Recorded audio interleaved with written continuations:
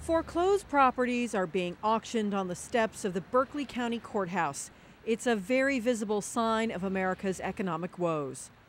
A few steps away, voting is underway already in the U.S. midterm elections.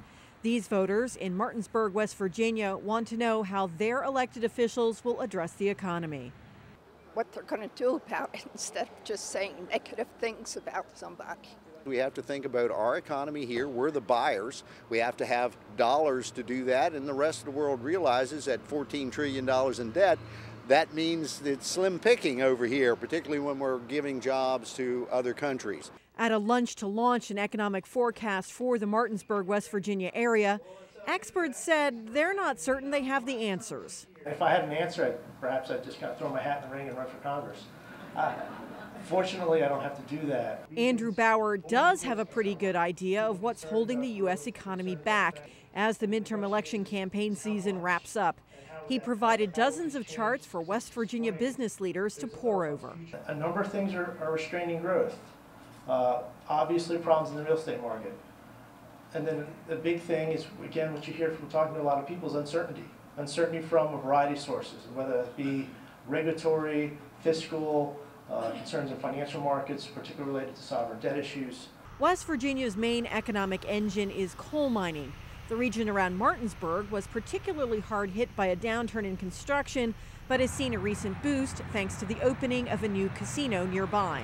Eastern Panhandle's been through a particularly severe downturn. We saw big job losses, a big rise in the unemployment rate, and fairly significant slowdown in population growth.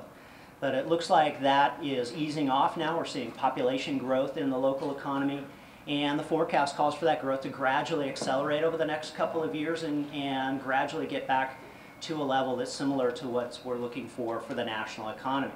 Nationally, the economic picture varies wildly. Houston is booming. Foreclosures and a weak housing market continue to hamper the Florida and California economies. General Motors is back to profitability, but the American car industry is in poor shape, especially Detroit.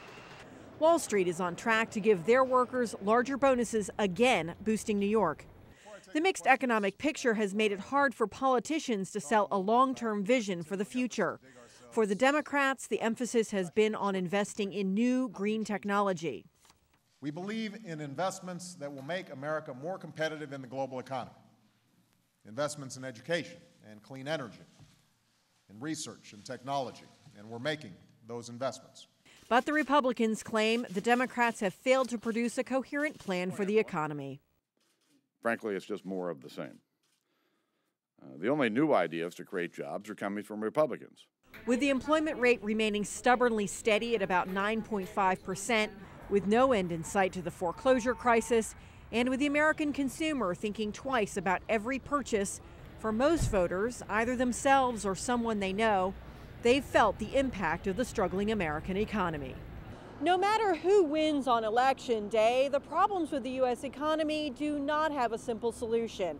The U.S. Federal Reserve estimates it will take another 4 years to return to pre-recession levels of employment and economic activity.